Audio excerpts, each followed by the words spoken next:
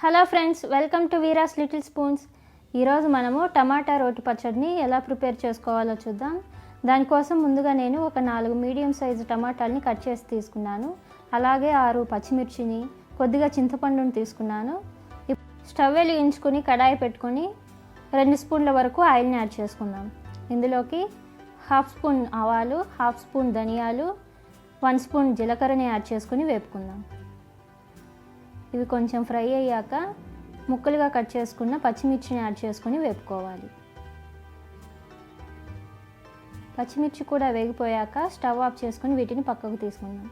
ఇప్పుడు అదే కడాయిలో ఇంకొంచెం ఆయిల్ యాడ్ చేసుకొని ముక్కలుగా కట్ చేసిన టమాటాలని యాడ్ చేసుకొని 1 నిమిషం పాటు వేపుకుందాం. 1 నిమిషం పాటు వేపుకున్న తర్వాత మూత పెట్టుకుని టమాటాలు సాఫ్ట్గా అయ్యే వరకు ఉడికించుకోవాలి. ఇప్పుడు ఇలా మూత తీసి చూస్తే టమాటాలు సాఫ్ట్గా ఉడికిపోయాయి కదా. ఇప్పుడు స్టవ్ ఆఫ్ చేసుకుని వీటిని చల్లారబెట్టుకుందాం.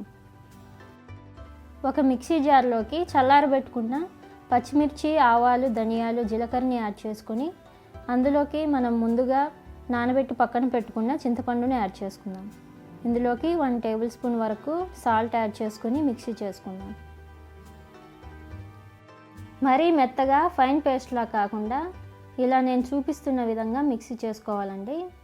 ఎందుకంటే ఇది టమాటా రోటి పచ్చడి అని చెప్పాం కదా, అందుకని ఇలా కచ్చా పచ్చాగా మిక్సీ చేసుకోవాలి. ఇప్పుడు ఇందులోకి చల్లారబెట్టుకున్న టమాటా ముక్కల్ని యాడ్ చేసుకొని ఒకసారి మిక్సీ చేసుకుందాం.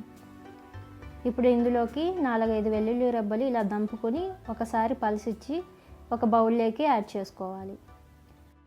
ఈ టమాటా పచ్చడి వేడి వేడి అన్నంలో నెయ్యి వేసుకొని తింటే చాలా టేస్టీగా ఉంటుందండి. మీకు కూడా ఈ రెసిపీ నచ్చినట్లయితే మీరు కూడా ట్రై చేసి లైక్ చేయండి, షేర్ చేయండి and subscribe our channel. Thank you for watching.